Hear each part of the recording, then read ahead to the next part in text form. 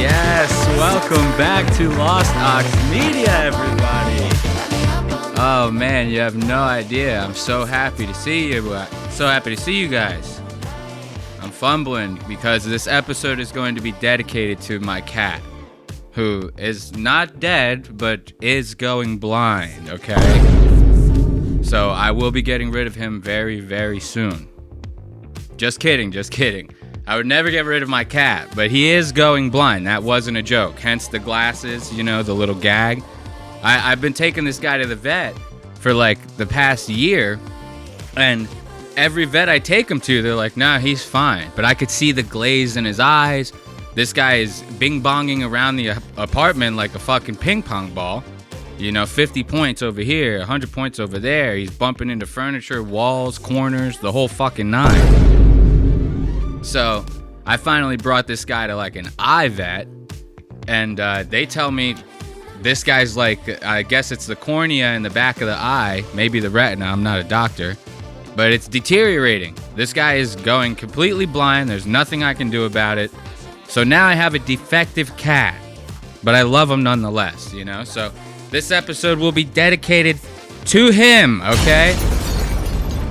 And we also got some really nice stuff to talk about in this episode. So we got a little bit of Rogan.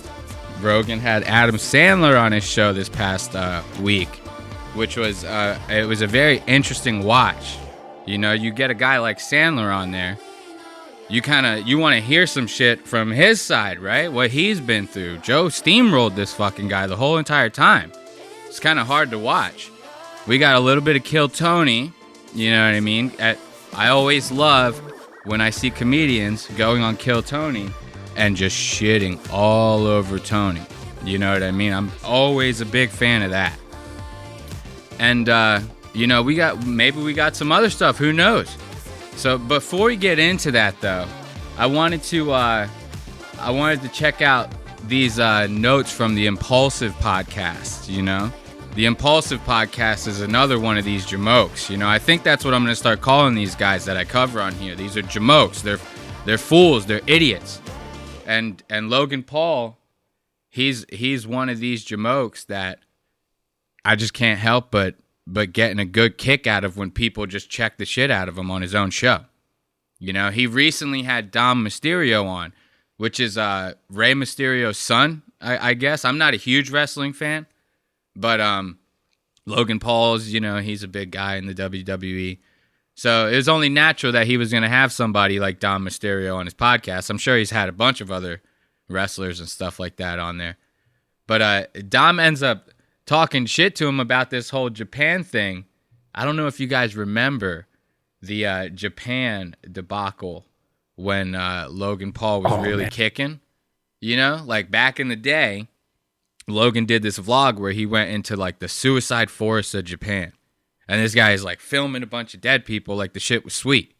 You know what I mean? He's wearing this like floppy eared hat like, oh, konnichiwa, check out this dead guy over here. Like, and I guess he thought it was going to be well received in the public, and it was not. So he got a big canceling over that. And when Dom gets on here, they start talking about like where they've gone on vacation and stuff like that.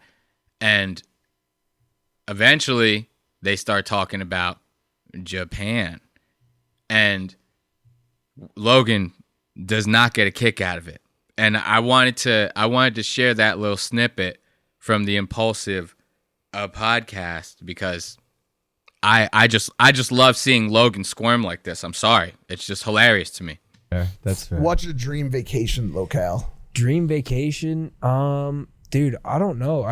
I've been very blessed to go travel the world with this job. I just came back from Japan. Oh, there it is. All right, Japan, right? There's the Japan talk. Now, before we get into the Japan talk, I wanted to look at Dom Mysterio. Does this guy not look like a fucking Battletoad? Anyone remember that game back in the day, Battletoads? You guys don't remember that? They're like these crazy, they kind of were, how do you say that? Anatomically proportionate. Like they looked like toads. Their shoulders were all the way up here. Their heads, they had like no necks. You know what I mean? They had like no necks. And they had very, very stout but wide heads and faces. And this is kind of like what we're seeing right here with Dom. He kind of looks like a Mexican battletoad. As a matter of fact, I'll give you guys. I actually happened to save a picture of a battletoad here in my notes. So check this out. Does this guy not look like a freaking battletoad? Let me get this. Let me get this frame right. If only in a perfect world, right? Look at this. Let's do a little side by side. Does this guy not look like this battletoad right here? I mean, come on. The resemblance is uncanny. So Dom Mysterio coming in here looking like a battletoad, and he brings up Japan. And now you can almost cut the tension in the room with a knife at this point, you know? They all hear Japan, they all start getting freaked out. Let's see how they react to that. Last week, Great place. like be nice. it was really nice. Yeah, I'm sure Yeah. you guys had fun. Look at We had a Logan. blast. Yeah. We've been hoping to go there. Look at Logan's face. You see him? He looks fucking... He's like, why? Why, Dom? Why are you doing this to me right now, Dom? And you can hear it. He's like, yeah, must be nice to go there. Must be nice to go to Japan. You know what I mean? I haven't been able to go to Japan for many, many years. It's been quite a long time. And the reason for that is because if that motherfucker went there, they'd make sashimi out of this dude. Like, it'd be over for him. You know what I mean? This guy would be completely done for if he even stepped a foot into Japan. But it doesn't stop there. You know, Dom starts really digging at him because Dom knows what he's doing. Dom's not stupid. He knows what he's doing here. So let's listen to how Dom starts negging at Logan a little bit. For some You guys reason, haven't we been to have. Japan? Well, You've never been? There's a great. I had like, prior obligations. No, you gotta go, dude. This last time I had prior No, obligations. dude, he's been really busy. He has been busy. He just hasn't had time to go there. Can you? And of course, Mike has to butt in, try to fix the situation like he always does. Mike Malik, he's another one. This guy is a fucking jokester, dude. Every single time something's happening with Logan, Mike wants to come in there and try to mop the whole situation up. Bro, just let him squirm. This is great fucking content. Just let him squirm, man. Everybody wants to see it. So why do you want to try to clean the shit up? This fucking burger reviewing fucking schmuck, dude. I can't stand Mike Malik. Stop trying to fix everything. Let it happen. You go? Bro, Dom, what do you think this? Yes, I can go to Japan. Okay, I'm just making sure. No, I can go to Japan. I didn't know if you were like, shadow banned or something. Bro. Yeah, excommunicado. Come on, excommunicado. No, I'm Yeah. not excommunicado. Dude, I I didn't know if you were put on a list or something. Dude, like, he is. Somebody No. told me one time he has to So talk directly to the emperor. I'm not. Now, look, Logan tries to play it off right there with a little bit of, like, laughter. He's like, oh, I'm not excommunicado. I could still go if I wanted to. Yeah, fucking right. I'd love to see this guy step foot in Japan. They would fucking skewer this motherfucker. But yeah, he tries to mask it up with a little bit of laughter. But once again, you could see he is not enjoying this. He is not enjoying the time that he's having with Dom right now talking about Japan. And then Dom does the unthinkable. He brings up the floppy-eared hat. And that's where Logan really starts to he's like, bro, that's not cool, man. You shouldn't have brought that up, man. That's not cool. Watch this. Not even kidding. No, I WWE can pull some strings for you. 100%. I've never said this before, but my rule was if I went back, I'd like to be invited back. And I haven't gotten the invite yet. That's never happening. Who are you Okay. trying to get invited by? Probably my best bet is the WWE, no? I mean, Listen to how fucking stupid that sounds. If I want to go back to Japan, I would like to be invited back, right? And then they ask, who's going to invite you back, Logan?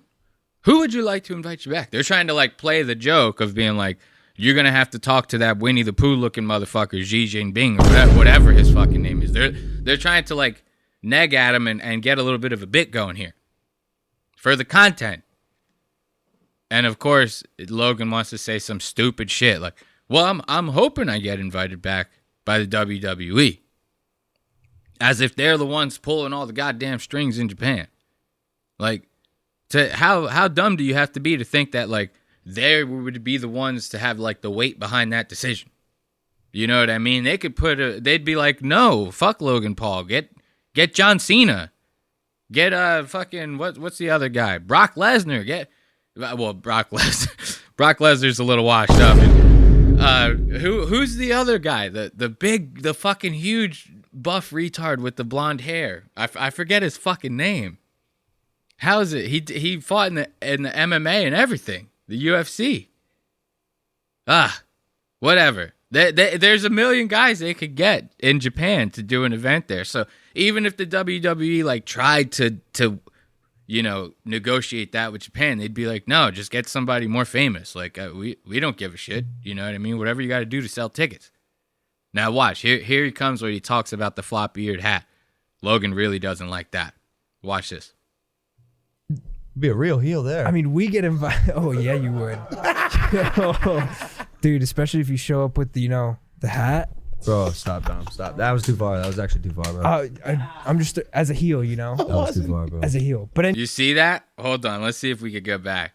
Look at it. Look at his face when Dom That says was too this. far. That was actually too far, bro. I'm just as a heel, That was too far, bro. Look at that. That shit right there makes me giggle, dude. Look at this. This is the face. We got him. Let's give a round of applause to fucking Dom for making Logan look like a complete asshole. I always love getting a big kick out of that. You know what I mean? Because these jamokes, they go by so unchecked. You know what I mean? Logan Paul, Joe Rogan, Tony Hinchcliffe, these guys that I'm constantly talking shit on. They're always going by completely unchecked.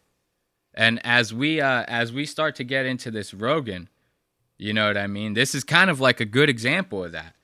Like Rogan does this episode with Adam Sandler, and like I said earlier, Adam that's a guy that like he could be on any show, any interview. He does so little of these things that everybody's going to tune in for that. They're going to want to hear him. They want to hear what he has to say. Nobody's going to give a fuck about the interviewer. In an interview like this, you just got to ask questions and shut the fuck up. And Joe cannot do that for the fucking life of him. Have you noticed this lately? Like, I can't be the only one who has, like, thought this about the Joe Rogan experience lately. It seems like every single guest that this guy has on his show turns into a big, like, lecture fest from Joe. Like, am I wrong in this? I cannot be the only one who's thinking this. He could have anyone. The most desirable guests are usually the ones that end up on JRE. And lately, he gets them on, he asks them like a couple questions. The guy doesn't even fucking introduce them anymore. Like, he literally just starts the show by just talking. Like, some people might have not really heard these people speak too much outside of their roles when they're acting like other people. They might not know their actual voice. You got to introduce these people. He asks them a couple questions, and then it just turns into him lecturing them about COVID, which has been long gone. Nobody gives a fuck about COVID. That him lecturing them about how much he doesn't like, I don't know, trans people being in sports or some shit like that.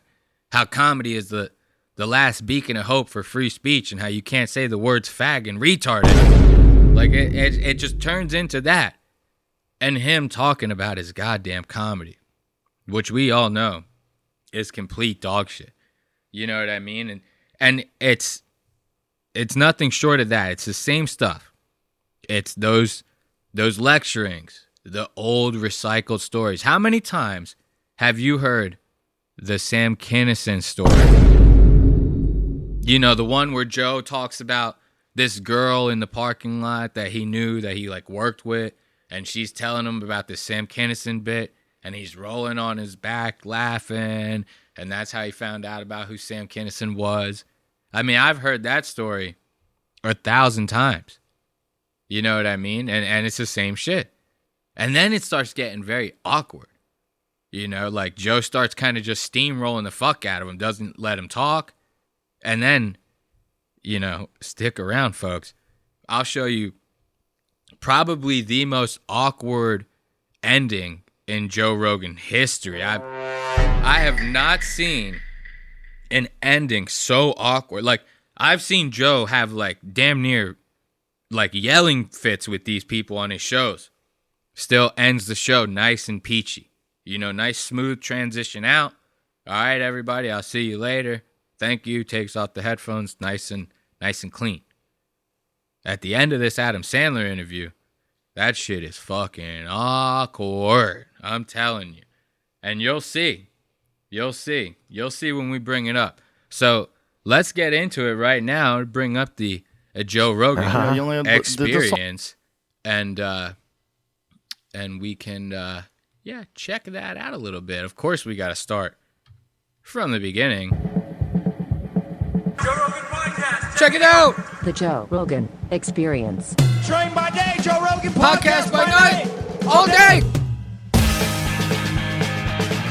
Fucking love that. Yeah. Good to see you, buddy. I'm so happy to be here, buddy. Thanks. I'm happy to have you here. Look I was excited to see you. We know each other a long time, and I was excited to come to Austin, of course. We were just talking about how Zookeeper was 14 years ago. Now, is it kind of strange to me? Like, Adam he almost seems kind of like nervous a little bit.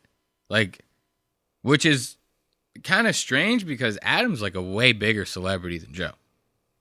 So I don't understand like where this weird, awkward, nervous energy is coming from Adam. Like when I first watched it. After watching it all the way through, it kind of made me feel like he was kind of like he almost knew what he was getting himself into by like agreeing to do this interview with Joe. And he was kind of just like maybe anxious about like, oh, this guy's going to not let me talk a lot. He's going to start bringing up like very touchy subjects like trans people and stuff like that. And I'm very much beloved in the public eye. I mean, I'm Adam Sandler, goddammit. You know? What was the movies? Grown Ups? I mean, classic. Come on. You cannot fuck that franchise up. Okay? So after watching it all the way through, I was like, oh, maybe he's like nervous about the stuff Joe's going to talk about. You know what I mean? Like maybe that's where this is coming from.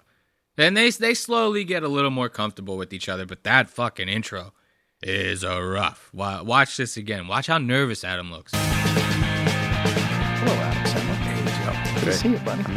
I'm so happy to be here, buddy. Thanks. I'm happy to have you here.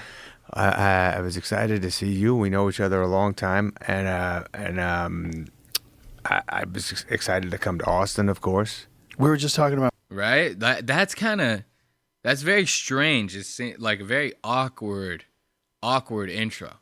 He's like looking at the camera, you know, directly into the camera. Like I'm talking to the camera. I'm the only person here. So it's kind of like, what am I going to talk over here the whole time? You know what I mean? But when it's like an interview with two people, you don't want to be like staring directly into the camera, which I thought was kind of strange because like Adam's a movie star. That's like actor 101. You know, you cannot stare directly into the camera. That's like not what they do.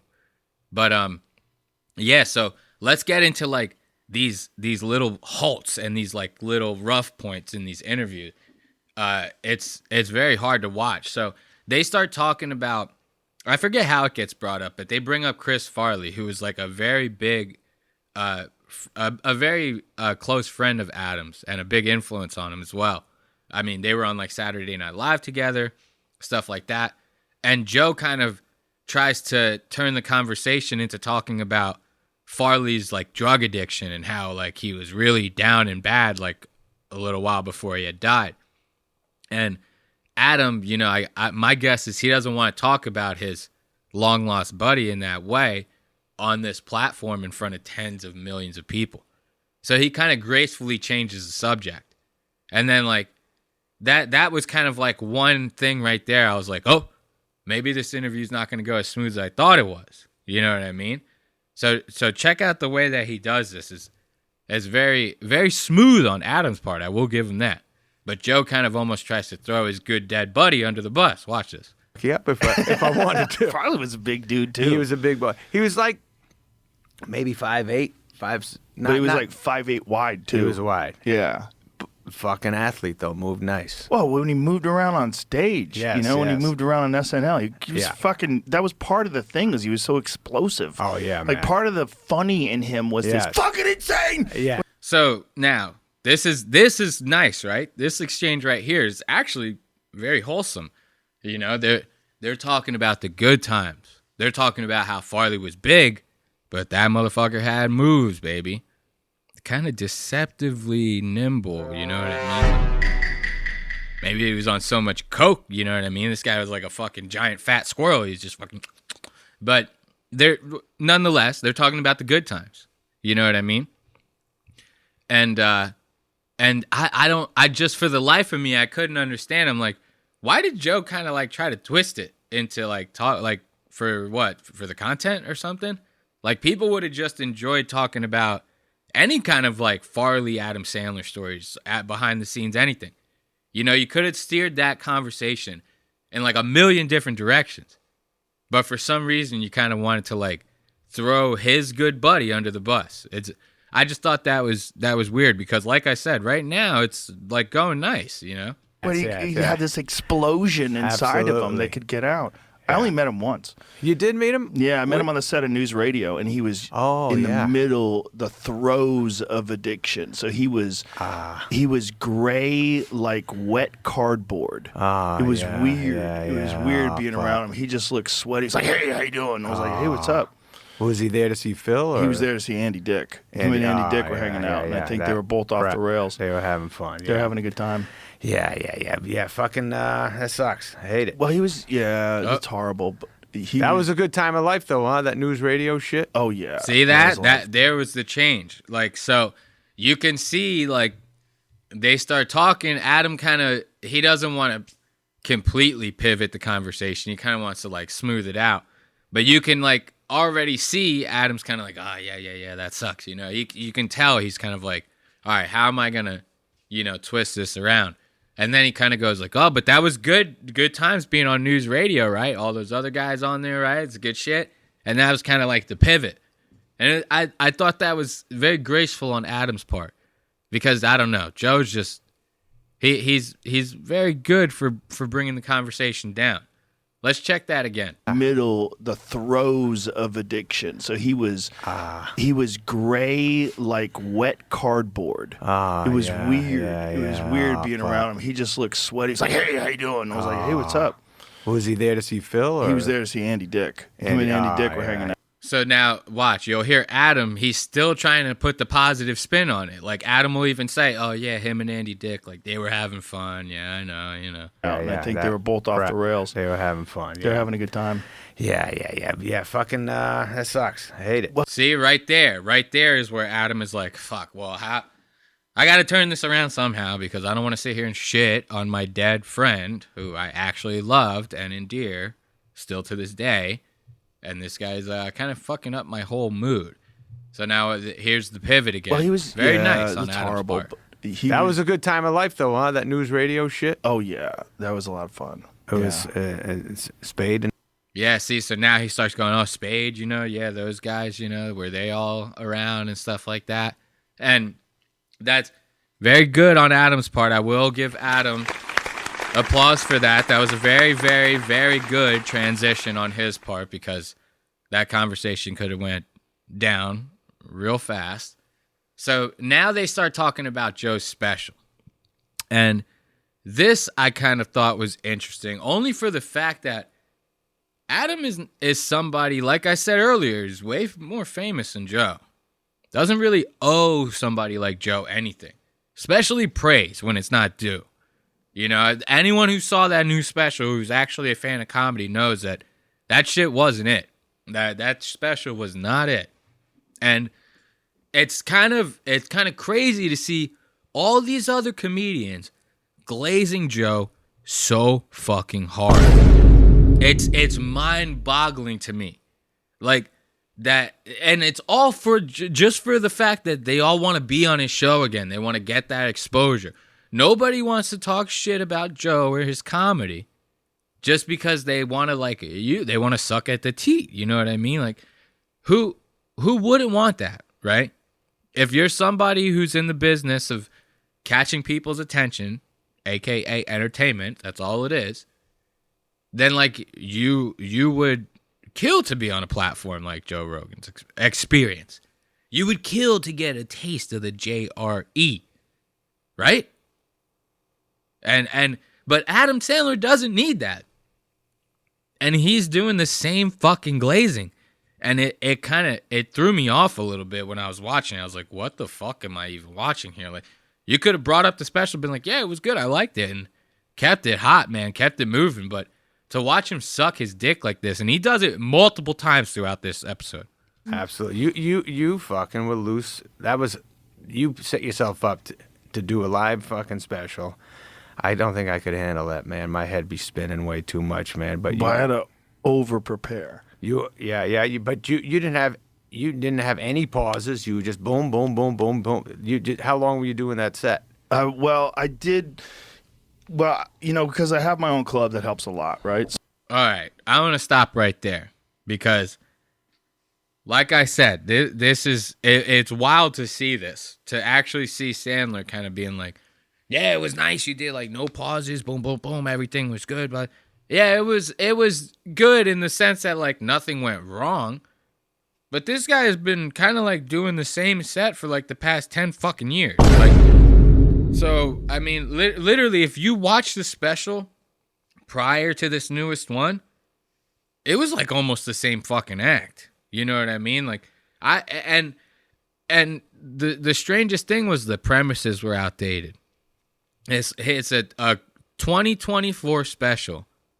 This guy had like a good 10-minute chunk about COVID. Like, what the fuck are we doing here? Who's still writing bits about COVID in their comedy specials in 2024? Who's doing that? You know what I mean? Stumbling over his word. Like, so if you practice the same set over and over again in front of this like vacuum of a crowd in your own club, like he just said, I have my own club, so that helps, then yeah, I would imagine you get the set down pretty fucking locked. You know what I mean? It would be like crazy for you to like not have that whole thing memorized, all the motions memorized, everything like that. It'd be like, picture in your mind somebody getting ready to like shoot a fight scene in a movie. You have to practice all those moves. You have to practice your script for the scene. You know what I mean? So everything goes smooth. They practice that enough, they're going to get it locked down. You know what I mean? That's where we get Jet Li coming in, doing those double roundhouse kicks, all that great shit. So, yeah, if he can practice it enough, it will be smooth. There will be no pauses. It will go by without a hitch, quote unquote. That doesn't mean that the comedy special was fucking good. Okay? And it's once again, it's wild to watch Sandler glaze this guy's rod like this. It's fucking crazy to me. So I was doing 2 shows a night, Tuesday, Wednesday, and Thursday. So I was doing 6 hours of stand-up a week, which is a lot. Yeah. And then I was doing podcasts and all the other UFC stuff that I... Okay. So he's talking about his prep for the special, which is kind of crazy. He talks about it, actually, let me see if I have that time code. I want to make sure before I sit there and go, oh, yeah, because he does talk about it again later on. And he's kind of like, oh, I practiced that same set for like 3 months straight. So he's like every single night, multiple times a night sometimes at the club. Said he's doing 6 hours a week, the same exact set. Which, that's, okay, you want to lock down your set for the special, so you are going to do the same set over and over again. But it's kind of crazy to me that like nobody went to him and was like, you still doing jokes about COVID, Joe? Like Shane Gillis... Matt McCusker, Brian Simpson, Tony Hinchcliffe, Tom Segura, all these crazy, like, the best comedians in the game surrounding this guy. Nobody sat there and said to him, like, yo, you still doing jokes about COVID, man? Like, what's that about? Like, you don't think that's a little weird, buddy? William Montgomery talks shit to everybody. He's not going to jump in there and be like, yo, you still doing jokes about COVID, man? Like, watch, listen to it. I got the time code right here. Listen to him talk about how he prepared for this. Is over prepared, man. Everything shut down, and I didn't do stand up for 8 months, and it was just, and then I thought about it. I was like, you know what? I just feel like just working on my material now. I just feel like just working on stand up and not even thinking about the special. Yeah. That's a great feeling. Well, it's just I was just enjoying working at the club, owning the club, and then there's so many good guys at the club. It was just such a fucking hot spot. Right. And there's so many people. There's Shane Gillis and Mark Norman and Ari Shaffir and fucking Brian Simpson and Tony Hinchcliffe. It's just like every night was just murderer's row. Right, and we were all just cooking together. That's big. See, that's what I was just talking about. So that's strange to me. All these guys sitting there fucking hammering down like monster sets. Especially, I just got done seeing Shane Gillis like a month ago. It was awesome. It was great. I mean, it was a fucking awesome time. But so now this guy is around like fucking the top, the cream of the crop. Nobody's telling him that this shit sucks. Like, nobody's telling him this shit sucks. It's crazy to me. It's crazy to me. And like I said earlier, it's all because they want to be on that show again. They all want to be on that show again. Like, nobody can just work on their own shit, make their own show better. You know what I mean? Like, stop fucking sucking on this guy's fucking weird muscular tits and just work on their own shit, and then, you know what I mean, try to build off of that. Like, fuck this guy's fucking platform. But listen to him more talk about this. It's kind of funny. And then when Netflix said they want to do a live special with me, at first I was like, fuck that. I don't want to do that. And I said no. I told my manager, I was like, no. I called her on the phone. I was like, what? I don't want to do that. Yeah. And then I was driving home, like, why are you scared to do that, you fucking pussy? And I was like, as I was driving home, I was like thinking it. And then when I got home, I called her back. I go, don't say no yet. I go, let me think about it. Yeah. I've had those feelings, yeah. This guy. So that right there should tell you a lot about the material that was in the special. Like, this guy had no plans on he's saying he overprepared for it in between the time that Netflix called him and doing the special. Aside from that shit was not even close to a thought in his mind. He watched Chris Rock fuck his closing fucking joke up, and he was like, nope, I want no part of that. Sorry, I'm good. And then he says, and I don't believe this for a second, he says, oh, I said no. I drove home and I thought to myself, why not? I'm Joe Rogan. I do stuff that I don't want to do all the time. I suck today's dick. You know what I mean? I'm ready for it. So why am I saying no to this? Yeah, I'll do it. I cold plunge every morning, bitch. I'll do it. I'll do it twice. And that's what he's trying to say to the public. I don't believe that for a second. I think that this guy got a call from his agent and was like, yo, you sure you don't want to do this? Because Netflix just tripled the number. Yes, now they're going to pay us 3 times what they want, which we were going to get 50 mil originally. Now they're doing 150. So you in or you out? And this guy, he's, 200 mil from Spotify. He sold his the On It. Oh man, I got to tell you guys about On It. He sold his company On It to a company called Unilever. That's another 250 to 400 million they're estimating on that sale. This guy is halfway to being a billionaire. Netflix comes around with a big number like 150. He's like, that's going to put me even closer to my goal. Why not? If they're going to triple the number, tell them I'm in. And that's honestly how I feel like that exchange went down. That's honestly how I feel that exchange went down. Because you kind of hearing it from him yourself. He's had literally no plans on doing this. And to sit there and say so strongly like, no, I'm not doing it. Sorry, that's not happening. And then be like, I guess I'm Joe Rogan. We can do it. Nah. I don't believe that for a second. And like I said, listen to the preparation. I don't know. This is wild to me. This is the prep. That's ballsy, man. I was fucking terrified of it. Of course, I'm scared thinking about doing it. I would never fucking do it. But you killed it. You killed it. You were loose. You were rolling. You crushed. Well, I did that set in order for 3 weeks straight. Right. So I had it locked in for 3 weeks. I didn't do any which I always fuck around. Yeah. There was no fucking around. No deviation That's for right. 3 weeks. You were steady. Exactly. I also wrote all the bits out by hand. I wrote them all out, even the ones I already knew. I wrote them all out. I wrote all the transitions out. I listened to recordings. I watched videos. That's big. Yeah. I beat myself into the ground. That's good. I over prepared. You're right. Over prepared. He over prepared. That's crazy to me. Like all that and nobody. I'm still stuck on the COVID part of that. Like the fact that you would put that in a special in 2024 is baffling to me. So you did all that prep and you never not one time said to yourself, is this bit a little bit outdated?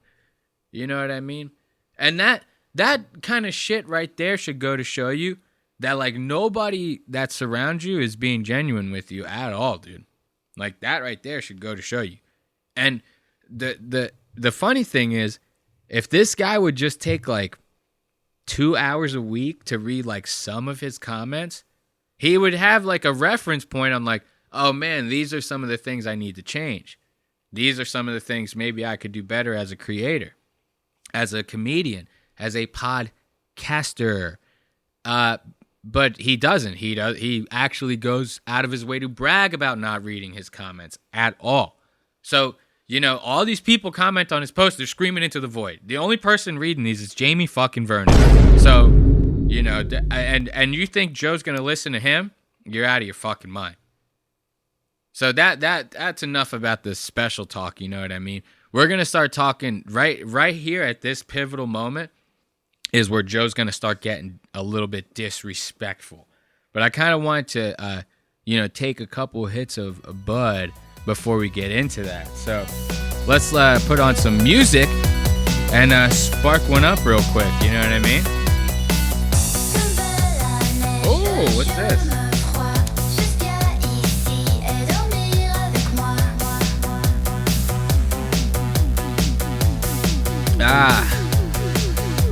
Want to once again thank everyone who's watching Lost Aux Media. We love to have you.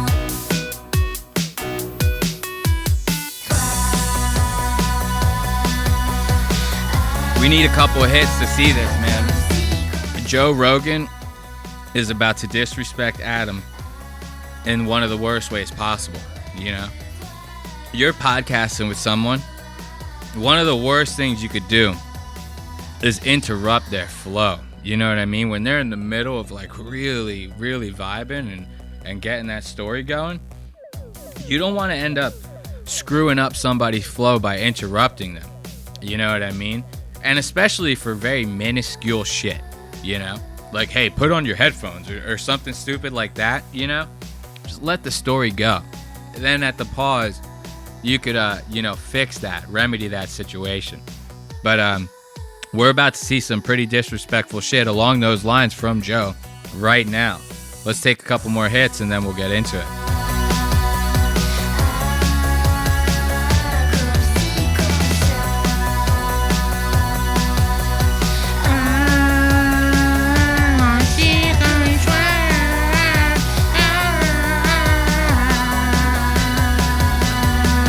Yeah.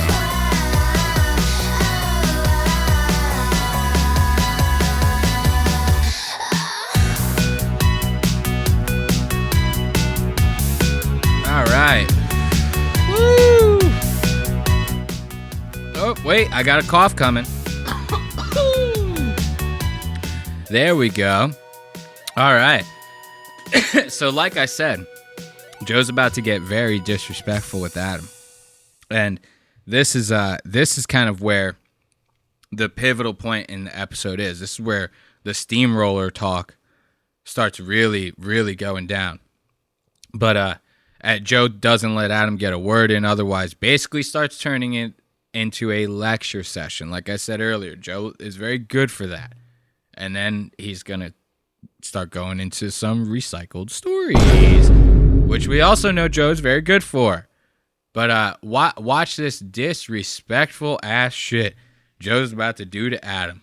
Get going, and then he couldn't started, hit it. and he was like, I can't do it anymore. I'm That done. is painful. Yeah. Man, because the guy's whole life was that. And by the way, fucking, did you like Aerosmith growing up? Loved them. They were the bad boys that every tune was nasty. This Oh, shit yeah. was the nastiest. Push that microphone up to your face, sir. Sorry, bro. No worries. And yeah, they I loved Dude, what the fuck are you? Bro, is this guy serious? Like Adam was really starting to get like into the groove of that story, you know, and Joe just fucked the whole thing up. Like they were talking about bands that they like, you know, and they're talking about how the Rolling Stones they still got it going on, you know what I mean? And other old ass bands like that. I don't know. I don't listen to old music like that, okay? It's 2024.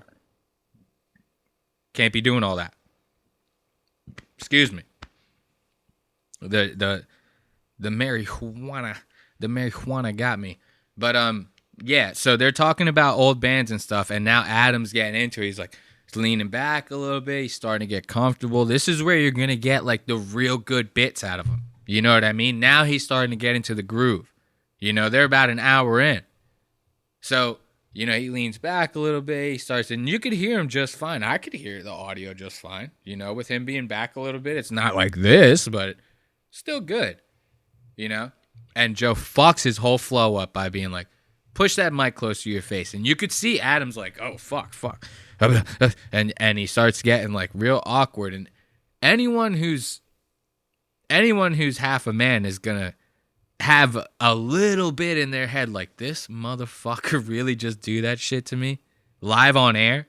There's ass loads of people are going to say, I'm Adam Sandler, goddamn. You know what I mean? Like, that's going to cross your mind at least a little bit, you know? And you can kind of see Adam gets a little disheveled there. You know what I mean? Check this out. Watch it again. We're out and get going, and then he couldn't started, hit it. and he was like, I can't do it anymore. that I'm done. is painful. Man, Yeah. because the guy's whole life was that. And by the way, fucking, did you like Aerosmith growing up? Loved them. They were the bad boys that every tune was nasty. This Oh, shit yeah. was the nastiest. Push that microphone up to your face, sir. Sorry, bro. No worries. You see Adam? Look at him. He's like, sorry, bro. Look at his face. He is fucking...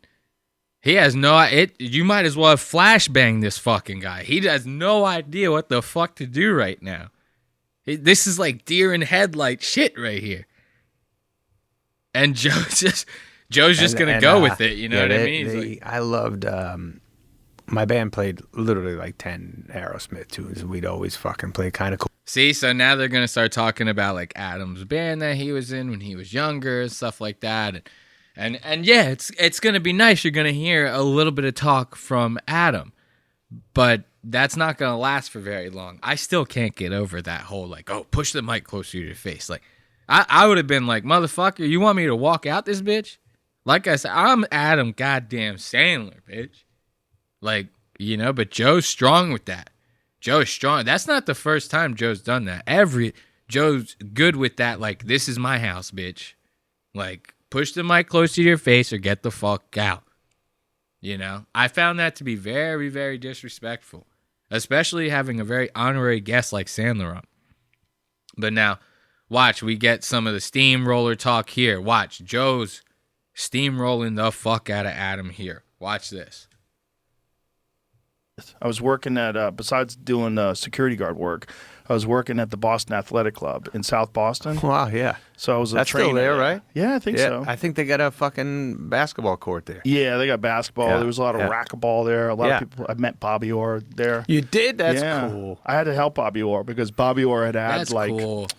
fucking 150 knee surgeries, right? Yeah. His knees were destroyed, and Yeah. you'd have to help him get on the VersaClimber machine. Oh, my goodness. Because Bobby's knees didn't bend. Right. Bobby's knees bended like this. You see what I'm talking? You see how Joe just keeps going and going and going, and you hear Adam. He's like, yeah. Oh yeah, that's cool, man. That's real cool. Adam is kind of like when you go to like your cousin's house and you have like your uncle or something or your older cousin that you're like a big fan of. You want to like start telling them and showing them stuff, And they kind of do that. Yeah, no, that's cool. That's, yeah. Oh, that you drew that yourself? I like that. Very nice. Very, very nice. And that's kind of like what Adam's doing to Joe here. Joe's kind of, and Adam tried. He's like, oh, that's where they got the basketball, right? And that, he tries to like get some talk in. Joe's just like, nope.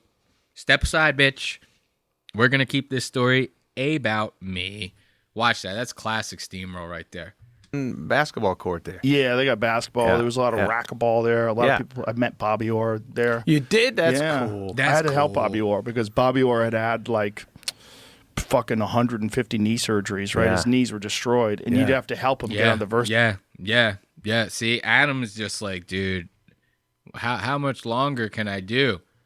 So now check this out. Of course, what episode of the Joe Rogan Experience would be complete without the Sam Kinison story? You know what I mean? Oops. That's not supposed to happen. You know? So basically, like I said, you know, Joe likes to talk about that Sam Kinison story about how he found out about Kinison, and he's going to bore Adam with it. And I'm sure I'm sure Adam's listened to the show before. He's had to have heard this story at least twice. Fucking That cool, doesn't man. mean anything to My me. dad always told me to do that shit. He'd be like, do martial arts. And I, like I said, I went to this guy's like, God, I wish I knew his name. And I did that. And then I think a little earlier in life, I tried it out. But I just, my body, man, I wasn't meant for it. It's not for everybody. No, that's good though. But that's like everything in life. There's things that are not for you. Yeah. You just got to find the thing that is for you. Yeah, I found a few, and that's all I do. Hoop, comedy, that's it. Perfect. I think That's all you I need. got. So now he's like, hoops, comedy, blah, blah, blah. You know, Adam's kind of like trying to tell Joe, like, yeah, my dad, he told me to get into martial arts. And that's kind of like where the interviewer should be like, oh, let's talk more about your dad. Like, how was it growing up? What did your dad do? That's kind of, you know, where, nah, Joe's just like, yeah, I mean, if you can't hack it, you can't hack it, bitch. Like, if you can't do the martial arts, stay the fuck out the dojo. Sorry, buddy. Like, and Adam kind of picks up on that. He's like, ah, yeah, I guess that story was going nowhere. I should have expected this.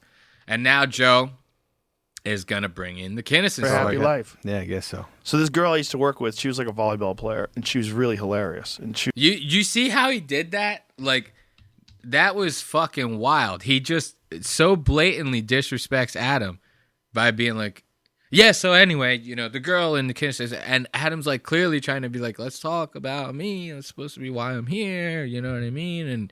And watch, Joe, that was such a hard transition into that. Life, I tried it out, but I just, my body, man, I wasn't meant for it.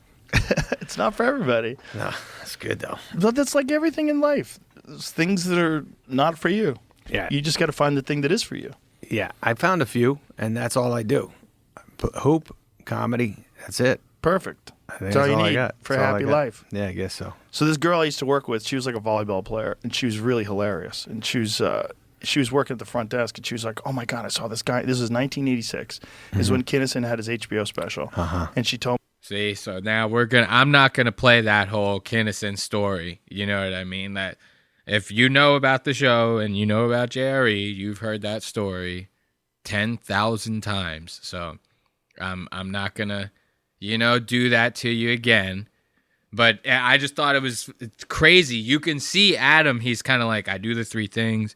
And Joe's like, yeah, I mean, and he's like, yeah, I mean, I guess so.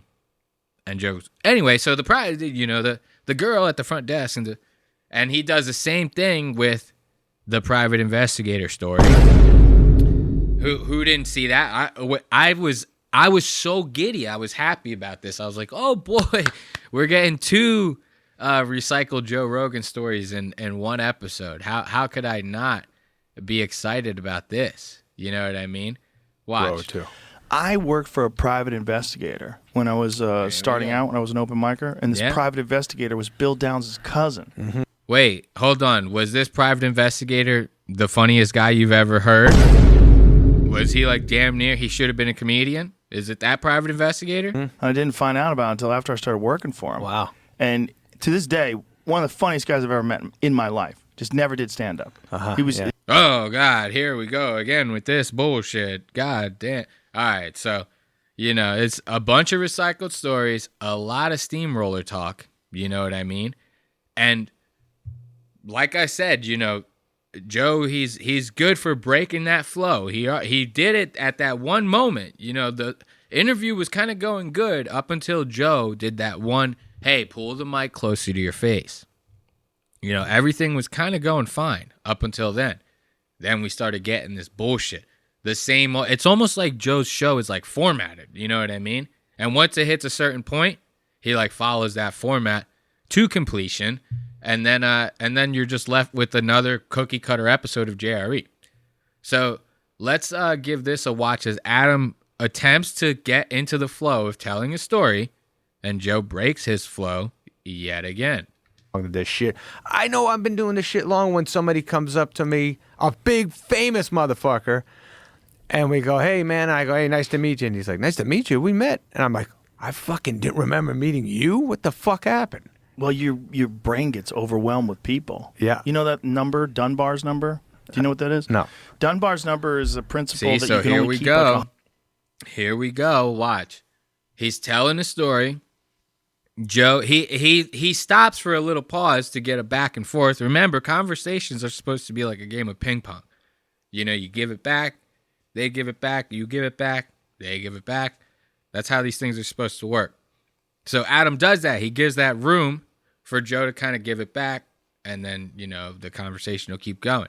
Instead, Joe uses it as an opportunity to lecture Adam on some bullshit information that Adam probably gives no fucks about. I mean, watch this. Ooh, what the fuck happened? Well, your brain gets overwhelmed with people. Yeah. You know that number, Dunbar's number? Do you know what that is? No. Dunbar's number is a See, Adam don't give a fuck. He's like, no, I don't, and I don't care. that you can only keep like 150 people in your head at any given time. And then there's some people that you can keep kind of like in a distance, like acquaintances, but there's like a tight group of a small number. Keep going. And then as it branches out, it gets to like 150. See, so you just stop after like the initial explanation. It shouldn't be like a whole lecture fest on this guy. You know what I mean? He didn't ask for that. It's so he says, do you know what that means? Adam says no. That's the end of it. That should be the end of it. Move next subject, please. Thank you. Did Adam say no? What is that? Then you start going into this bullshit, this explanation type shit.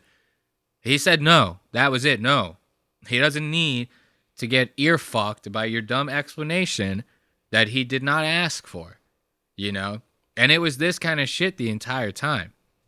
And it made for a very awkward ending. Like when you guys see this, I've seen some rough endings on the Joe Rogan Experience. Like his episode with Dave Portnoy, oh, that was rough. Joe, in the middle of the episode, Joe telling him to shut the fuck up,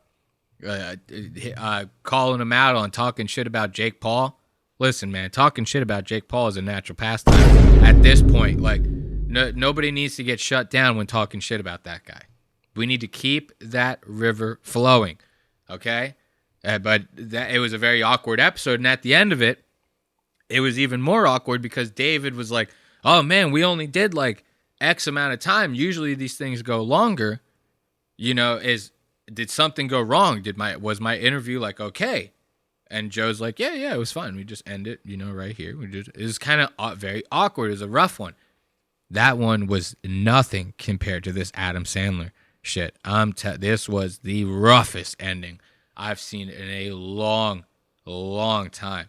Watch this shit.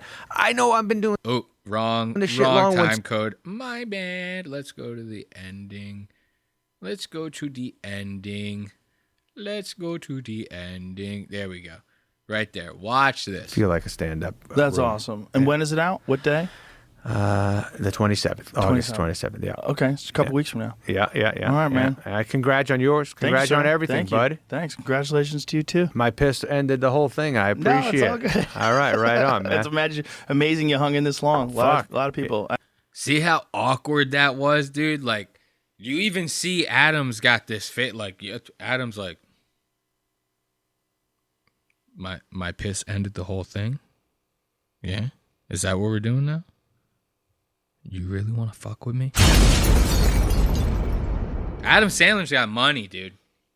At least 3 times the amount of money as Joe. Like, you gotta give this guy what he wants. Most of all, you gotta give the people what they want. They don't want to get cut short on Adam Sandler. This guy does like no interviews like this. You know what I mean? You're not gonna see Adam on another podcast like this for a while, at least. But just this ending, so awkward. Let's give that a play Congrats again. on yours. Congrats on everything, Thank you. bud. Thanks. Congratulations to you, too. My piss ended the whole thing. I appreciate No, it's all good. Look at his face. Adam is like, this motherfucker, dude. Adam, like, he's not with this shit. Like, it wouldn't surprise me if you start hearing through the grapevines that, like, they're not friends anymore. It wouldn't surprise me after this shit. I'd be like, yeah, we're not friends. You cut my interview short, asshole. And Adam says he's like, yeah, my piss ended the whole thing. This all ended because Adam was like, hey, could we just pause for like 2 seconds? I just have to pee. I'll be right back. You know what I mean? We'll keep going. Adam's like ready to keep going, to keep telling stories. Like, Adam knows that this is going to be an episode that a lot of people are going to watch. He knows that. So he's ready to give the people what they want. Joe's like, nah, I'm done with you. Fuck off. You know, the piss, this was good because I've been waiting to end this shit out. You know, so you could fuck off with all that. Let's just call it a night right here. All right, right on, man. It's amazing you hung in this long. A lot of people, an hour and a half in, they start clamping up. That's good, man. I just mentally said I got to get past that pissing, man. But, well, thank you, brother. I appreciate you. Thanks for being here, good too. to see you, Joe. Congrats. Thank you. Keep up all the good work. Say hi to your family, too. Thank you. All right. Bye, everybody. I don't know, man. It might just be me, but that was some awkward shit.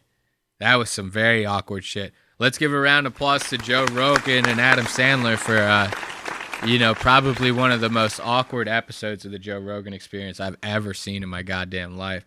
But next, I wanted to get into a little bit of Kill Tony. You know, we got a smidge of Kill Tony. I like the fact that I have the opportunity to talk shit on a show like Kill Tony, because it's almost like an anomaly to me. Because it's a show that's so bad, but so many people love it. Like, it's kind of crazy how many people actually like this show. And it blows my mind that the people on the show don't get shit on more often. You know what I mean? Like, it's because they got some real hack job ass comedians on there. And I'm not talking about, like, the people that they pull from the buckets, you know what I mean? Those are average Joes that come up. They're trying their hardest, you know what I mean? You can't really knock them for trying their hardest. These guys do. The boys on the stage at Kill Tony, they shit all over the average Joes that come in that are trying their hardest, thinking it's, like, funny. They're, like, picking on these fucking poor people. And then they get these regulars in that, like, you know, that are actually there getting paid to do the show. And they're like the worst comedians out of the bunch. You know, especially that William Montgomery. That guy's fucking ass. You know? So when I see people shitting on the people on stage, I get a real big kick out of that. And these guys, you know, it's just so nice to see. I'm just gonna leave it at that, and we'll get into some of these time codes. Look at Tony first and foremost. Looking like the gayest thing you've ever seen. He loves these vests. To be wearing like a silver skier's vest in the middle of Austin, Texas, that's a little sus. And we're not supposed to think this guy's gay? You got to be kidding me. But look at this. Eventually these guys are going to get shit on real hard. And this is the type of behavior that makes me condone them getting shit on. And this is why I love talking shit about these guys. Watch Tony attack these two people for having to go to the bathroom during the show. I mean, like, what are you going to just piss your pants? Like, watch this. How many of you are diehard fans of Kill Tony? Oh, look at this retard going pee right now. Perfect. You waited until the very, very start of the show. Absolute morons we have here. running into cameramen and photographers on his way out. I mean, you gotta love my fan base. It is absolutely insane. Dude, talk about fucked up. So, like, that's real fucked up shit.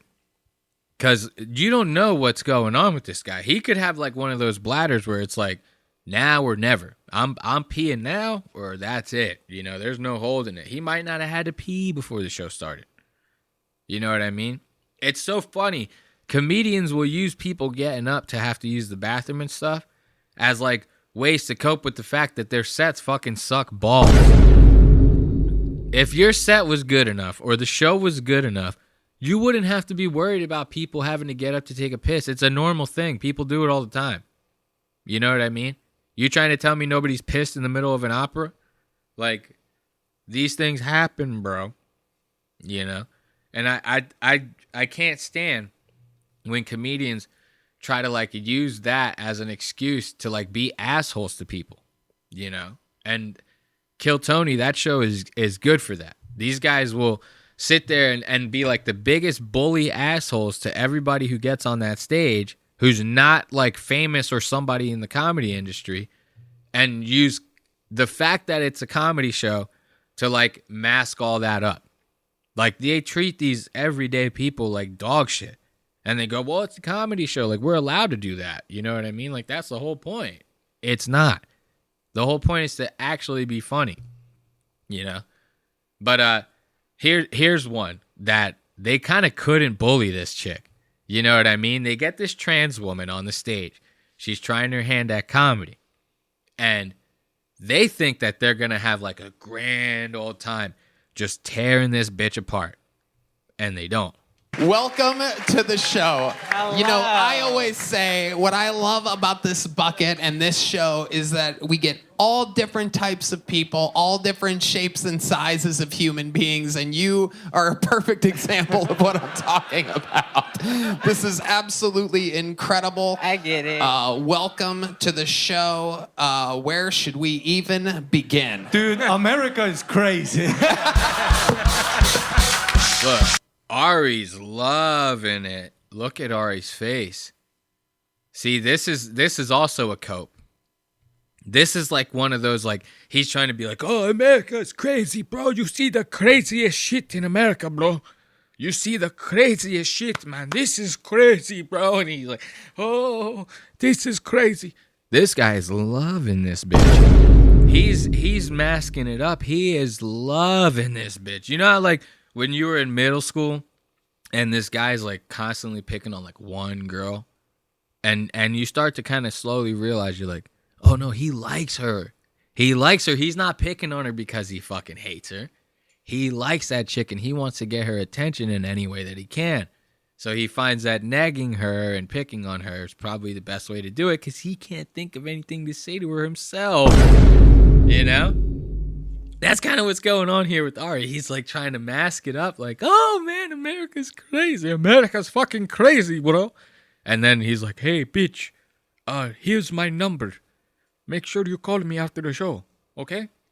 No problem. We make fuck, okay? We make fuck time together. But here's this one's really nice. I love this one. So now, like I said, these guys, they think that they're going to have a grand old time tearing this bitch apart. They don't. She's sharp. She's on her toes. I'm sure she's had to deal with plenty worse than these guys talking about her, you know, because she's still got a dick. You know, she's still in the transition part of trans. So, you know, I'm sure she's had to deal with shit talkers way worse than these guys. So now Sam, he's trying to make these, like, passive aggressive jokes at her. And she fucking, Tony, all of them, they're all trying to make these passive aggressive jokes at her. And she's quick to turn him back around on her. And Sam ends up getting left hanging. And it's probably the greatest thing I've seen in a long fucking time. Watch this. So, Phoenix, I mean, my goodness. Here we are. You tried to be a Cowboys cheerleader, is that true? I didn't try, but I was kind of, like, trained, and I danced with a lot of the girls that are on the team, and even some of the hip-hop team that they have. Right. But I was like, fuck it, I don't want to do that. I love it. You might not have been able to be a cheerleader. You should try it out for tight end. Oh, see, so now like I said, Sam Tallent. I don't know if the marijuana might have got me. I don't know if I introduced it. Sam Tallent and Ari Matty are the guests on this week's episode. So those are the two that I've been making fun of for the past 3 minutes. Don't know if I mentioned that earlier. But all right, so now Sam Tallent, he tries to make this passive-aggressive joke at her, like, "Oh, defensive line, you should have been tight end." You know what I mean? You should have been a fucking a fudge-packing tight end. You know, and he's like, "Oh, the crowd's loving this one." She turns it around real fucking quick on him. Watch this. It'd be good for the league. My guess is that end isn't so tight anymore.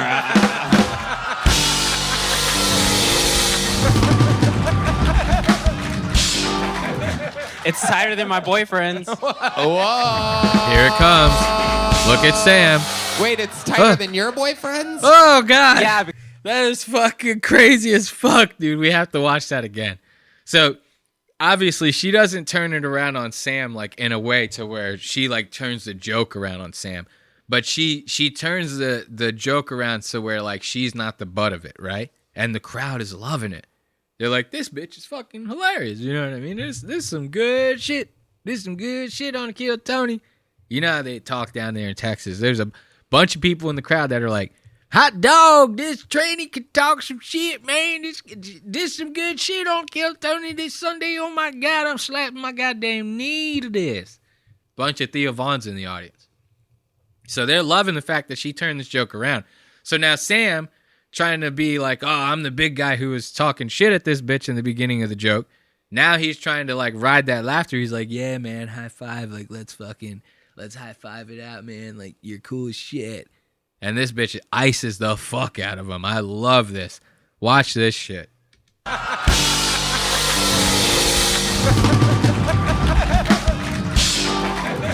It's tighter than my boyfriend's.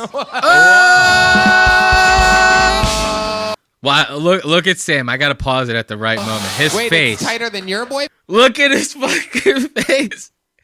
Jesus Christ, dude. Oh my God. That is sad, dude. He really thinks that she's coming in for that.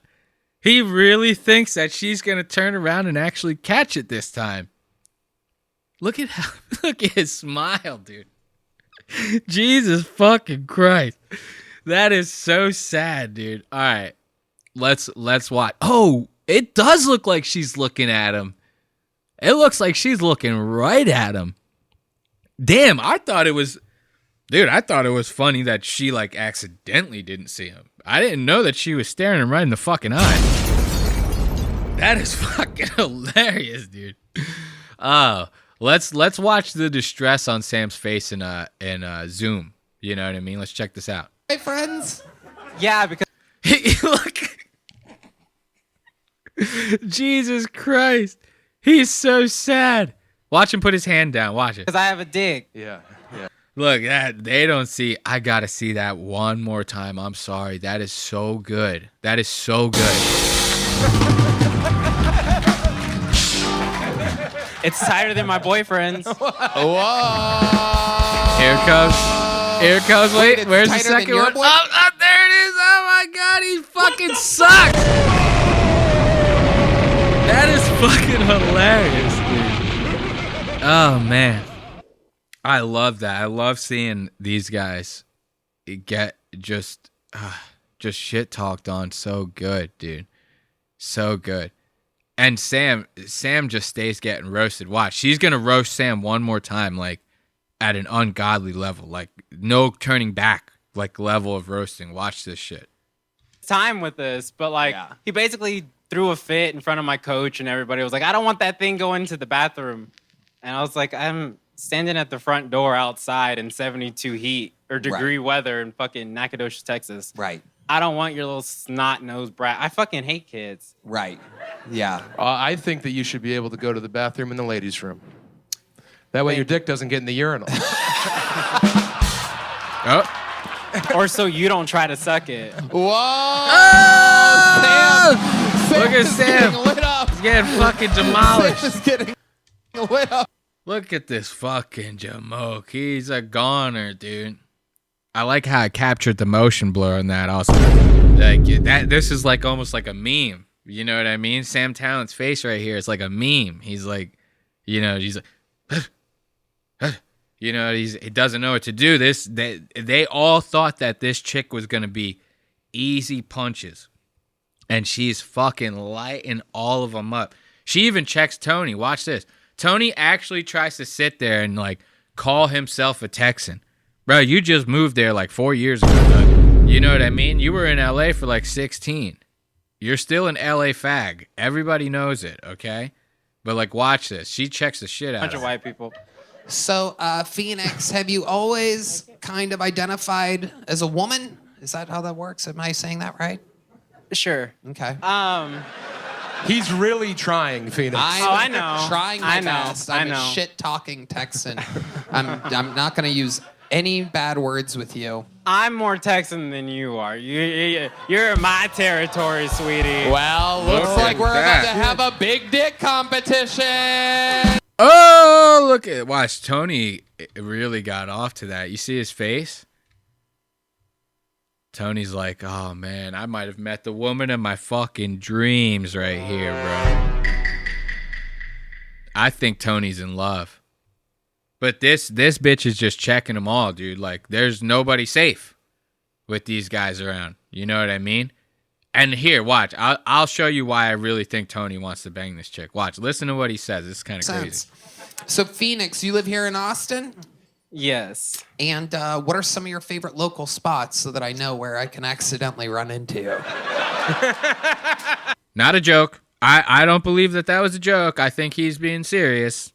You know what I mean? I think Tony really ended up getting together with this chick after the show, if you ask me, because Tony Hinchcliffe is a gay bird.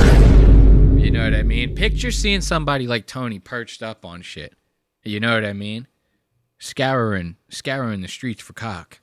You know, that's how I picture Tony. I picture Tony like in the middle of the Austin downtown, kind of standing on a corner, perched up like a flamingo with like one leg up, and he's just constantly looking around for guys to suck off. You know what I mean? That's always how I've pictured Tony. But yeah, let's check out. So that was one episode with Sam Tallent and Ari Maddie. That one's like a couple weeks old. And then last week they had an episode with Joe Rogan and Matt McCusker. Or no. I forgot. We're not talking about that one. That one wasn't good enough. We're talking about the comedians on Kill Tony getting shit on. We're gonna talk about the Nick Swardson episode. This one I got a big kick out of. So Nick Swardson, he gets on there and he's doing this character Gary Falcon, right? And it's not supposed to be Nick. You know how Adam Ray he does like Dr. Phil, and then he acts like other people when he goes on stage. Nick Swardson's kind of doing like the same thing, just not with as much makeup as Adam Ray. He's just like wearing like a hat and shit like that. But I'm not gonna lie, when I saw this episode, I was like, oh, Nick Swardson, this is gonna be a fucking bomb episode, like, and not good bomb. Like, this is going to be like a shitty episode, because Nick's kind of like a middle school humor comedian to me. You know what I mean? I'm not crazy into like fart diarrhea, fart diarrhea cum. You know what I mean? Which is kind of like what I hear every time he does like a comedy set. I'm not gonna lie, he did not disappoint in this episode. This guy, I was like taken aback, because he is shitting all over Tony and all the guys in this episode. I was loving every second of it. I was like, holy shit. I didn't know Nick was like capable of this level of roastery. You know what I mean? Because Tony claims to be like the king of roasting. And Nick fucking kills him, dude. Nick destroys him. But before we get into that, I wanted to show you guys the intro. You know, Tony always does these intros where he's like, it looks like he's trying to like waft farts into his nose. Like every time you see those, he does that. He comes on stage and he's like, come on, guys. Cheer for me louder. And it looks like he's trying to smell his own gases. You know what I mean? At least to me, it looks like that. This episode, or this intro to this episode's no different. Same shit. Hey, this is Redrick coming to you live from the Comedy Mothership here in Austin, Texas. For a brand new episode of Kill Tony, get up for Tony Hinchcliffe! Look at that. Here's the wafting. Watch, where, there it is. Hold on, guys. Let me get a kiss out to the audience. Who's ready for the best fucking night of their lives, huh? Look at that. So now let's go back. See the wafting again? Let's watch the wafting. Look, there it is right there, the wafting. Now, look at this jacket he's wearing. You see this? Tony coming in looking like one of the extras off of Thriller. Again with the vest. You know what I mean? But this time we went from a shiny skier's vest to an extra gay leather vest. So the only reason I'm pointing out this vest in particular is because, see, this is why I got mixed up with the Joe Rogan, Matt McCusker thing. Because not long ago, I think it was after this episode. It was either after this episode or before this episode Joe Rogan and Matt McCusker were on. I think it was after this one. And they had this guy that they pulled from the bucket on the show. Normal guy, not one of the regulars, just a regular old Joe that signs up for the open mic. They pull the guy out of the bucket. He gets on stage. He's got an actual like red leather Thriller jacket. Very stupid looking jacket, I will admit. But they go on to trash this fucking guy. Like, so unbelievably hard. They roast the absolute dog shit out of this guy. And then Tony shows up wearing this, right? So I wanted to find the leather jacket time code. Yes, I got it right here. Let's pull up the leather jacket. It's not like, though, I am wondering, how deep are we going to implement it into our... Okay, so now you see this guy, you know what I mean? He's clearly struggling. He's got his fucking notebook in his hand. So this is not a professional comedian we're talking about here. But you see the leather jacket, right? Nice and red, bedazzled. Looks gay as fuck, okay? Now watch them trash this guy. Right?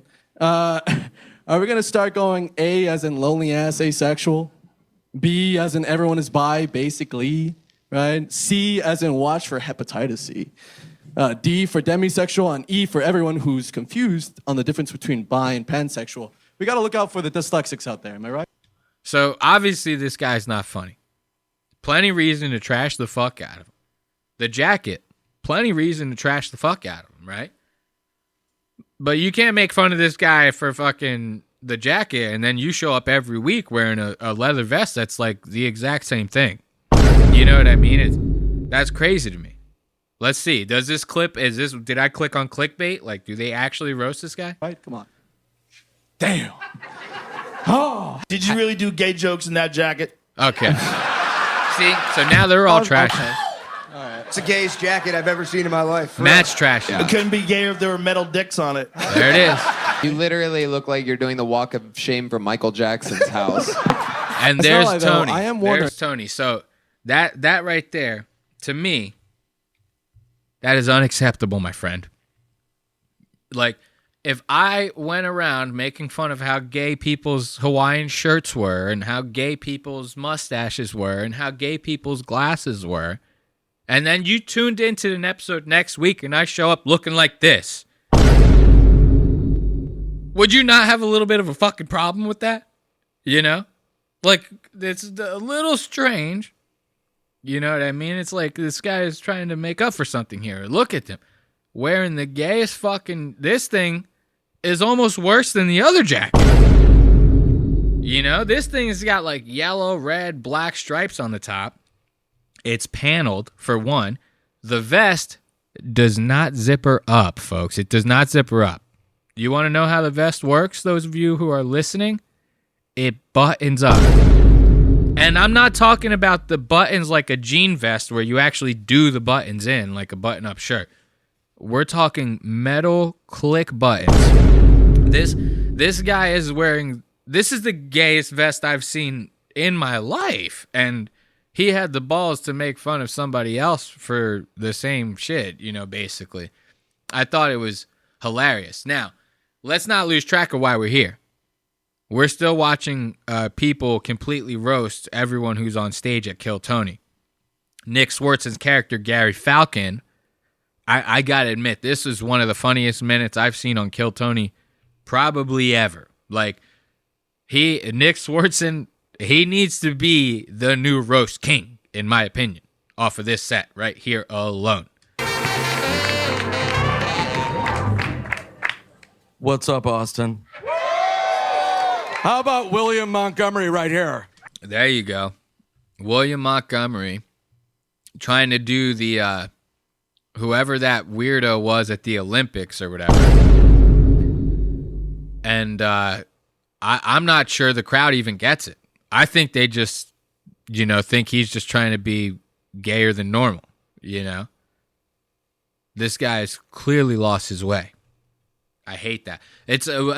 William can never just be like funny on his own. It's always got to be like a gimmicky thing. It's got to be like him yelling at the audience, or it's got to be like him dressing up like this or coming out on stage in his underwear or something, like pretending he wants to like fight somebody on stage, which I can't wait to talk about. There's another episode where he it actually seems like he's going to fight somebody on stage. We're not going to talk about it in this episode. We might talk about it in a different one. Might do a live stream or something. I don't know. But Nick Swardson already kind of poking fun at him by just pointing him out in general. You know what I mean? All you got to do is point a guy like that out, and the joke's been made. Hey, look everyone, there's William Montgomery. Joke over. That's it. You know what I mean? But listen to this set. I've never wanted to suck off a Smurf more in my life. All right, here we go. Let's see how this plays out. My name is Gary. That movie Oppenheimer bombed in Japan. That's the worst joke. Yep. Do you ever fart at the bar and then forget that you farted? And you're like, who smells like semen? Okay, maybe that was the worst joke. It gets better, I promise. Look at Tony. There we go. What a weird-looking Muppet. He looks like if Jim Henson were asked to build a faggot. God damn. What the fuck? I fucking love that shit.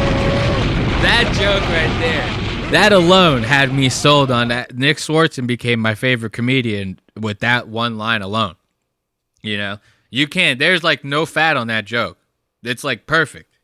Let's listen to that joke again. That was priceless. Look at Tony.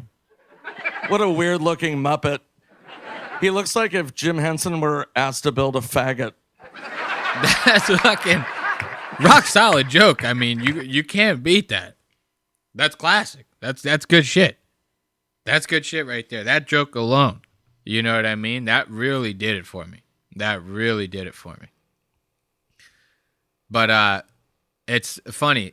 This one guy, he actually did have a good set. So normally I get on here, I like to talk a lot of smack about the regulars, about the comedians that they have on, about Tony himself. And, very rarely do I actually see like one of the bucket pools actually have like a knockout monster set. I'm actually going to let this guy's whole minute play out because this shit was rock solid. I mean, there was almost no fat on this entire set. I think you like legitimately needed like every single word for this entire set to work. There's a little bit of like Bill Burr-esque analysis right there, but it's kind of true. Like, listen to this guy. This was fucking hilarious.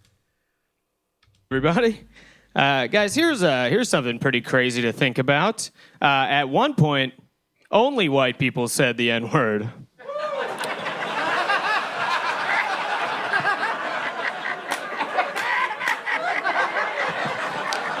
Really did a 180 on that one, you guys. Already fucking killing. I like to call it. Do you guys think it was like a slow transition or like a hard, fast stop and a switch? I like to think it was Abraham Lincoln's decision. That's what I like to think. He like signs the Emancipation Proclamation, walks into a room full of his boys. He's like, guys, I got good news and I got bad news. He's like, good news is we did it. We abolished slavery. Bad news, we can't say the N-word anymore. kind of had to use that one as like a peace offering, you know?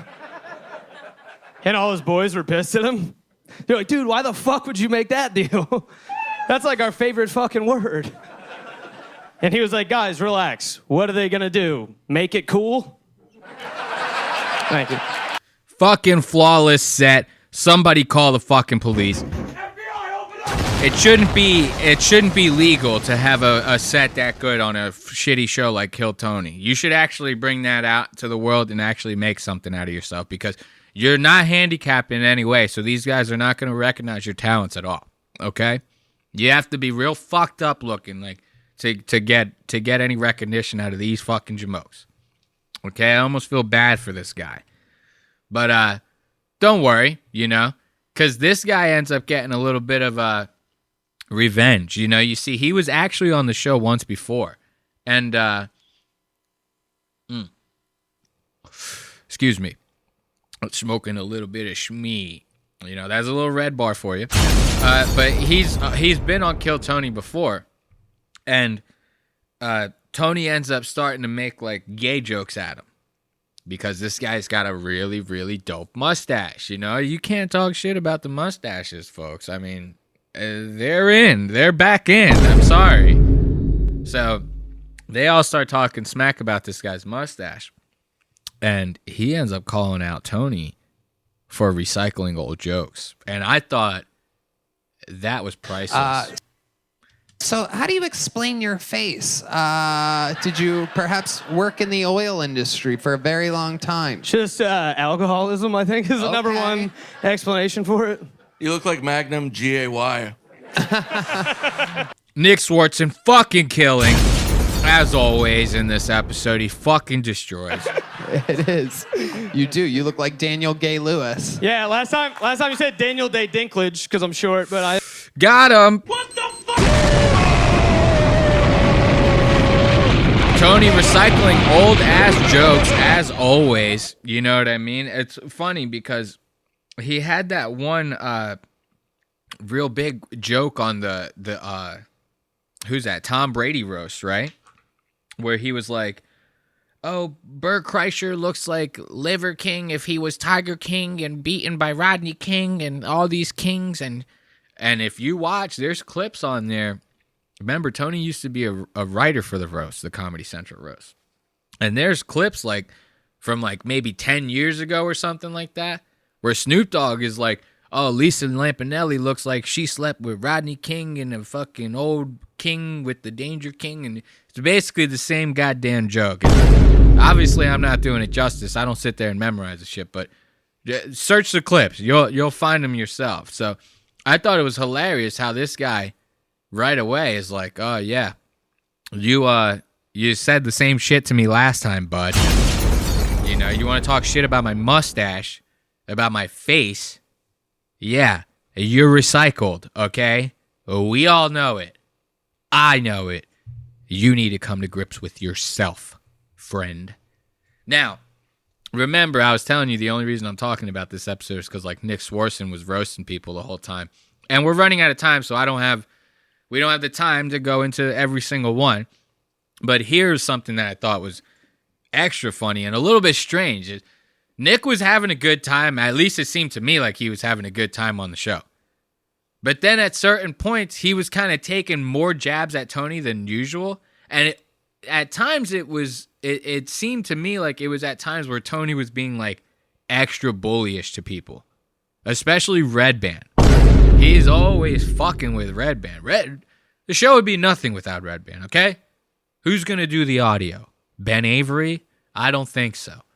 So, you know, excuse me.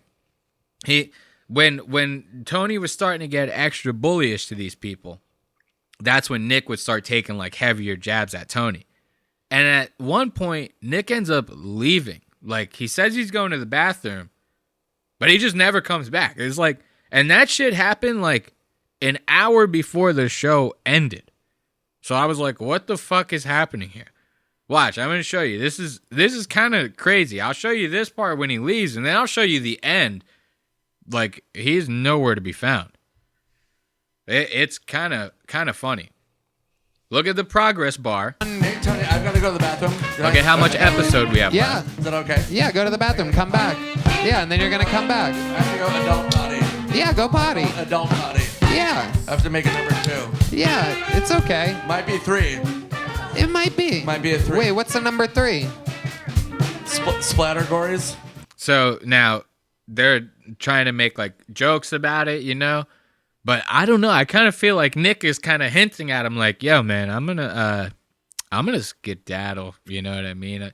You know that SpongeBob meme where he's like getting off his chair? He's like, I'm gonna head out. Like, that's kind of the vibe I'm getting from Nick right here. And they're trying to make jokes about it, but I feel like Tony maybe knows Nick's not coming back. Spider-gories? Splattergories. Maybe. Yeah. I have to go adult potty. Okay. All right. You want us to pray for me? Yeah. Yeah. Absolutely. Pray for me. My potty. This is how we party. Ladies and like, what, 3 stairwells? Yeah. We're going to have someone take you directly to the VIP restroom. Directly? Yeah. Erect.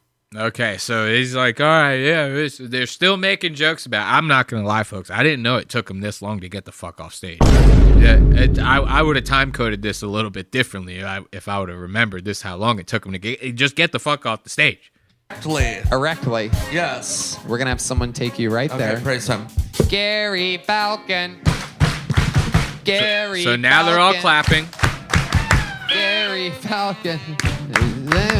Gary Falcon. We love Gary Falcon. Gary Falcon. We love Gary Falcon. Gary Falcon. We love Gary Falcon. Gary Falcon. We love Gary Falcon. Yes. They don't know that they're cheering for this guy. He's not coming back to the show. I'm sorry, folks. He's not coming back. Okay? And that shit. Look, I'll show you. Look at the progress bar. See how much time we have left? I don't know if I can even get a good zoom on that. See how much time we have left in the show? That's a good hour. That's a good hour. You know what I mean? So now let's skip to the end. Let's see.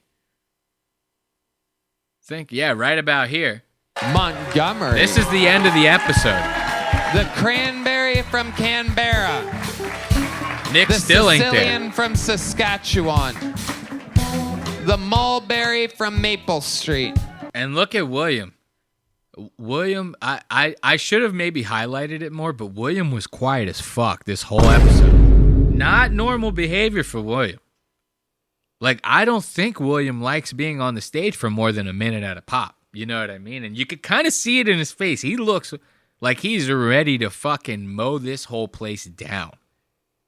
Like, tell me if there was not a disgruntled employee that you were worried about shooting up the place more than William Montgomery. He fits that mold so fucking perfect. But if you keep watching, Nick Swardson's not there.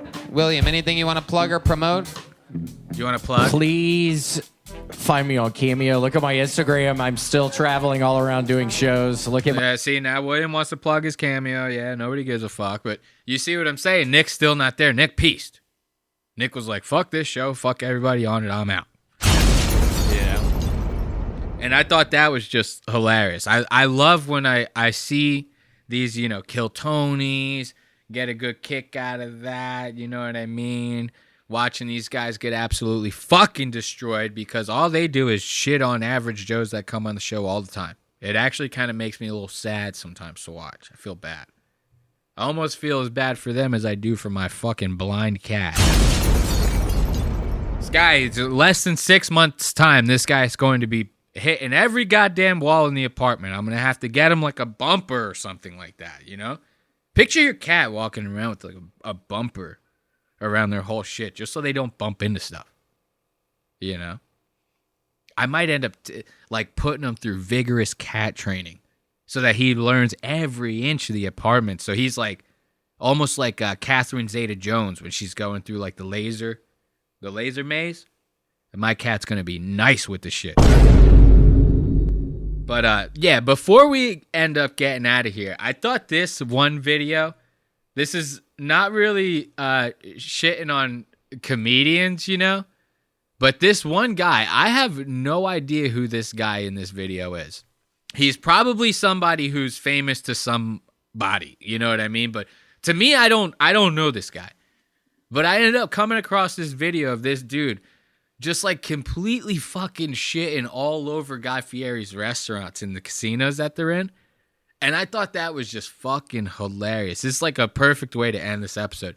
Something about this guy and the way that he shits all over these and just the shit that he talks and how he does it is just solid fucking gold. Like, you have to, I don't know. I was on my ass rolling when I saw this dude talking this Guy Fieri shit. Listen to this. Hey, I'm at Chicken Guy, and I'm at Guy Fieri's place, or Fieri. You know, it depends on how you spell it and how you say it.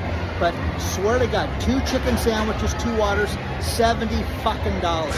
Fuck this guy. Oh, by the way, you want sauces on your thing? They're $1 a piece. Fuck you, guys. Go fuck yourself, you fat fuck.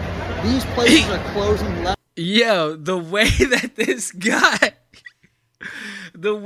guy, something about the way he says fuck. He like puts his top teeth like all the way over his bottom lip before he throws that F out. He's like, fuck this guy. Like, you know, something about the way that this dude fucking curses about Guy Fieri is just, it's fucking hilarious, dude. I have to listen. We'll finish it out with this. This is just so funny. I have to listen to the way he says that one more time. Whoop. You know, it depends on how you spell it and how you say it. But swear to God, 2 chicken sandwiches, 2 waters, $70 fucking dollars. Fuck this guy. Oh, by the way, you want sauces on your thing? They're $1 a piece. Fuck you, guy. Go fuck yourself, you fat fuck. These places are closing left and right. This guy's a complete piece of shit. Go fuck yourself, guy. How about that? Am I making my point? Good. Fuck this guy.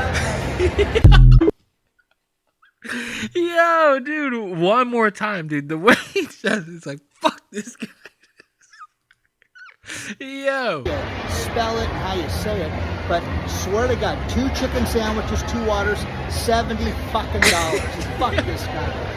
Oh, by the way, you want sauces on your thing? They're $1 a piece. Fuck you, guy. Go fuck yourself, you fat fuck.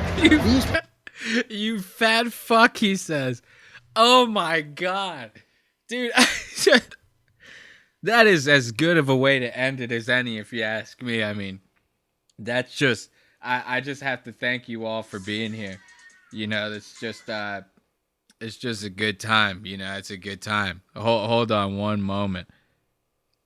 That's just good shit. The way that this guy says, like, fuck you, he's like, 2 chicken sandwiches and a drink, $70 fucking dollars. Yeah, go fuck yourself, Guy Fieri. Like, that shit just had me fucking rolling on my fucking ass, dude. I'm sorry. Something about that. Just the way he said it, the inflection, everything about it. Classic shit to me. Just fucking classic. But yeah, we're gonna actually call that a night, you know what I mean? And just kind of leave you guys with that. You know, as always, I thank you for joining us at Lost Aux Media. We always love to have you. Be sure to catch us at youtube.com/@LostAUX Media. That's youtube.com/@LostAuxMedia. Every Wednesday, those video episodes go up at 4 p.m. on YouTube. And every Wednesday at 5 a.m., the audio episodes go up. So, and those go up on Spotify, Apple Podcasts, and anywhere else you catch your podcast. That way, you can listen to the show on your drive to work in the morning, and on your way home, you can watch it. That's just the way we do it. So, you know, yeah, we'll leave you guys with that. Thanks again for joining us, and until next time, thanks for watching. On my way to the best thing that you've ever seen. You know that you bow to the queen. You lose all your senses and reason. I'll give you something to believe in.